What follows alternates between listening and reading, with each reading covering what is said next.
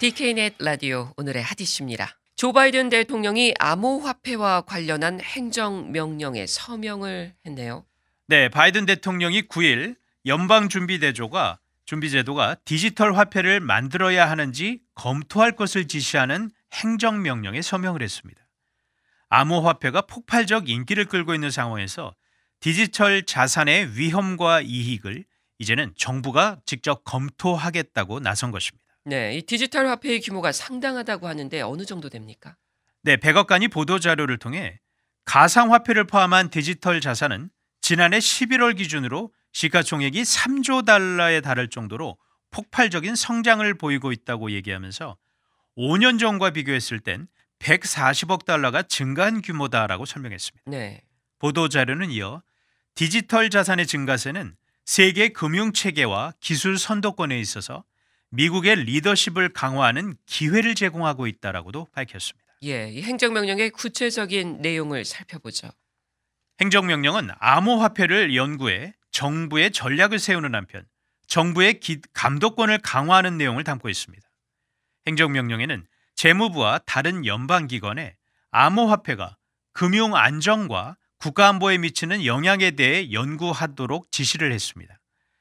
이에 제니 델런 재무장관은 이런 노력은 더 공정하고 더 포괄적이며 더 효율적인 금융 시스템을 촉진하게 될 것이라면서 또한 불법 금융에 대항하고 금융 안정과 국가안보의 위험 요소들을 예방할 수 있을 것이다. 아주 긍정적으로 환영의 메시지를 내놨습니다. 네, 디지털 화폐 또는 암호화폐라는 말 요즘 자주 등장을 하는데 구체적으로 암호화폐 어떤 겁니까? 네, 암호화폐는 전산망을 통해 거래하는 디지털, 즉 전자화폐라고 이해하시면 됩니다. 보통 돈이라고 하면 우리가 지갑에서 꺼내서 이제 사람들이 주고받는 실물을 생각을 하는데 암호화폐는 실물이 아닌 온라인 공간에서 유통되는 가상의 가치입니다. 그래서 암호화폐를 가상화폐 이렇게 부르기도 합니다. 네. 암호화폐 종류가 참 많은데 가장 유명한 게 비트코인이 있습니다. 그 외에도 수천 종류가 있습니다. 네, 이런 암호화폐가 폭발적인 인기를 끄는 이유가 뭡니까?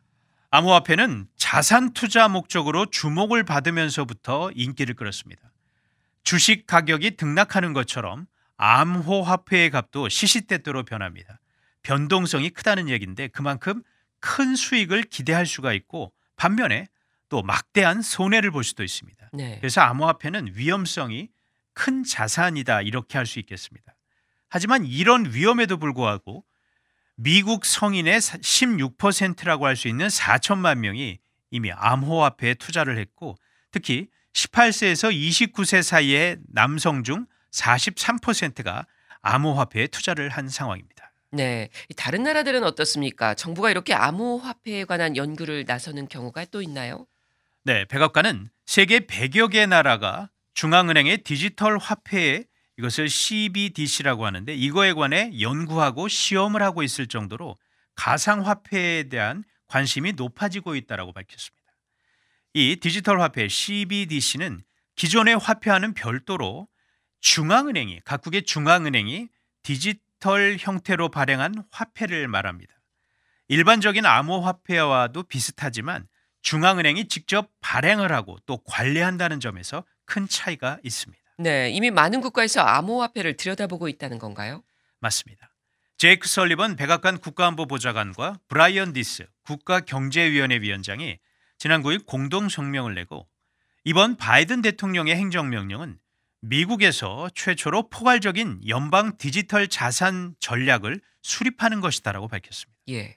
또 이는 국내외 디지털 자산 생태계의 혁신과 관리에 있어서 미국이 주도적인 역할을 수행하는 데 큰 도움이 될 것이다라고 강조를 했습니다. 네, 그런데 바이든 대통령이 이런 행정명령을 내린 시점 또한 주목을 받고 있어요. 네, 바로 러시아가 우크라이나를 침공을 하면서 러시아 은행이나 석유 산업에 국제사회가 제재를 가했죠.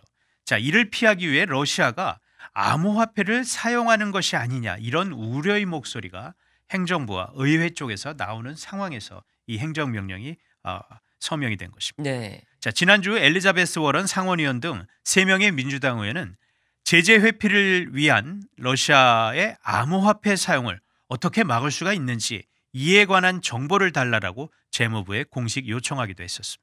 네. 자, 미국 정부가 이렇게 암호화폐 연구에 나서는 데 대한 반응은 어떻습니까?